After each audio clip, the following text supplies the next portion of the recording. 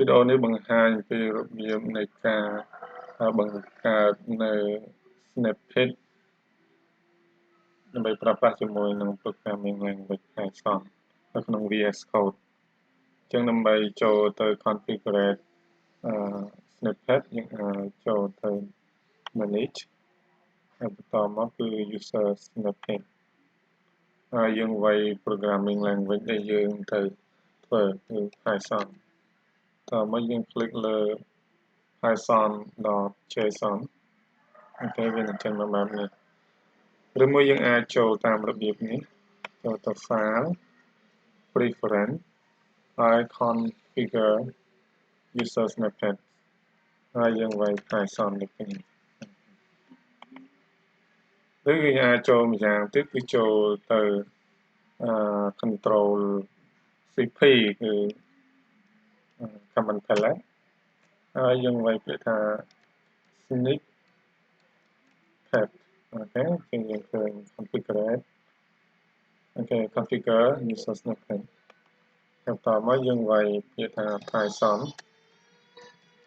ដូចគ្នាអូខេយើងចូលមកដល់ទីតាំងនេះគ្នាយើងមើលឧទាហរណ៍គំរូគឺយើងមានទី1 description ថាយើងចង់ធ្វើពីអីហើយបន្តមកនៅក្នុង JSON file នេះយើងមាន prefix ចឹងគឺពាក្យកលឹះដែលយើងចង់ trigger ដើម្បីហៅ command នឹងមកប្រើ body គឺជា content ឬក៏ខ្លឹមសារដែលយើងចង់ឲ្យវាចេញមកនៅក្នុង editor របស់យើងជានេះ description ពេញលេញយើងអាចសរសេរនៅក្នុង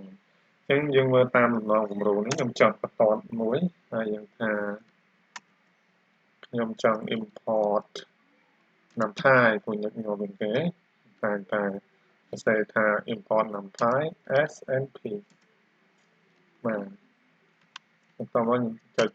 2យើង enter យកតែម្ដងមកគឺវាបានបាត់ចឹង require prefix ហើយនឹង body ចឹងនៅក្នុងនេះថា missing property body អូខេចឹង body សំខាន់ឥឡូវខ្ញុំវាយ prefix មិនចុះ prefix របស់យើងខ្ញុំវាយតាម num ចេះដើម្បីឲ្យចេញ NumPy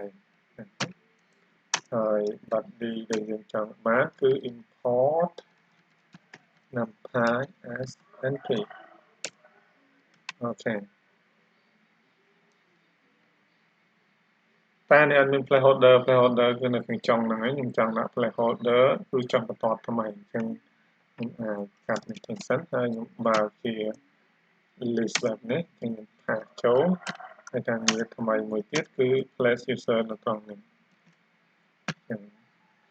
ដាក់សញ្ញាដុល្លារមួយបាទឥឡូវយើងតេស្តទាំងអស់គ្នាយើង save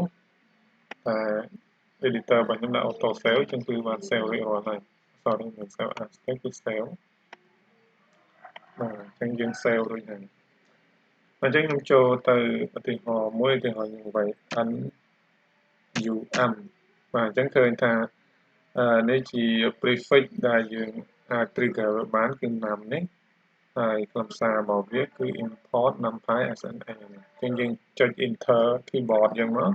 ឬក៏ return keyboard យើងមកអូខេអញ្ចឹងគឺ import numpy SNA ហើយបន្តមកគឺ cursor យើងគឺ load មកខាងក្រោមនេះព្រោះយើងដាក់ placeholder របស់យើងមកនេះមកបន្តថ្មីthì những ai thôi cái này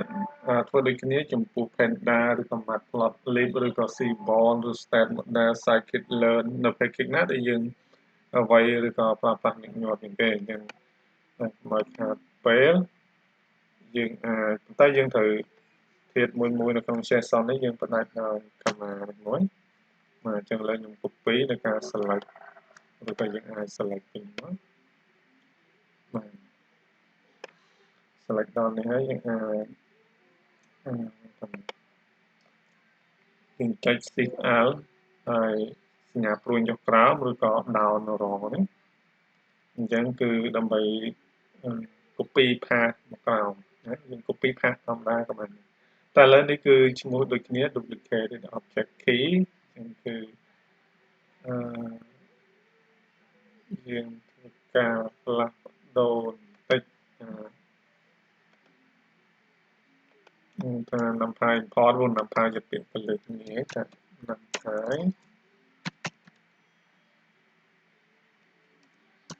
import ចា៎ហើយខាងនេះខ្ញុំដូចឈ្មោះថា panda import ព្រោះពាក្យកន្លឹកគឺចេញពី panda អូខេចឹងកន្លែងនេះគឺយើងបដូរដាក់ថា pen ចាស់នៃពាក្យដំបូងហើយនេះគឺ import panda std អូខេហើយយើងចុះបន្ទាត់ដូចនេះបាទអញ្ចឹងយើងត្រឡប់មកវិញនៅក្នុងនេះយើងអាចបែរថា pen p a n អូខេហ្នឹងគឺ panda import តែខ្លឹមសារវាក្នុងគឺ import panda spd អូខេបាទអញ្ចឹងយើងអាចធ្វើដូចគ្នាចំពោះកំណត់កូដផ្សេងទៀតបាទអញ្ចឹងគឺយើងបញ្ចប់ប៉ុណ្ណឹងតែឥឡូវមុននឹងបញ្ចប់សូមបញ្ជាក់បន្ថែមមួយទៀតដល់ព្រោះជាទូទៅយើងប្រើប្រាស់ញឹកញាប់តែយ៉ាងពិបាកអឺកូដរបស់យើងណាគឺយើងច្រើនតែប្រើ if name គឺស្មើនឹងមែននេះញឹកញាប់ជាងគេហើយតមកគឺយើងចាប់បន្ទាត់បែបនេះបាទអញ្ចឹងនេះ indent មួយទៀតព្រោះយើងមកទៅថង indent មួយ tab ណាអញ្ចឹងឥឡូវខ្ញុំ copy ទៅចាំ Ctrl C ហើយ tab snippet មួយចុះដើម្បីបង្ហាញពី tab នឹងបន្តិចអញ្ចឹងកន្លែងនេះកុំឲ្យខាតខ្ញុំ duplicate ដែរហើយខ្ញុំមកដូរ key នេះវិញគឺយើងថាអឺថា name យើងចាស់អូខេយើងស្គាល់ name ប៉ុណ្ណឹងចាស់អូខេខ្ញុំកន្លែងនេះគឺថា name ប៉ុណ្ណឹងហើយកន្លែងនេះគឺខ្លឹមសាររបស់យើងប៉ុណ្ណឹង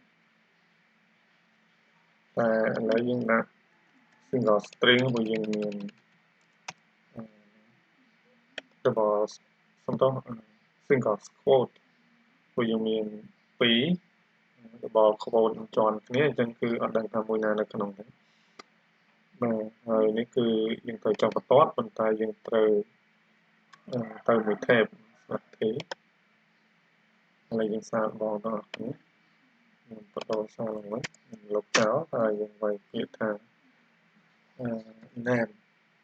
អូខេអញ្ចឹងឃើញ enter មកវាចេញថា if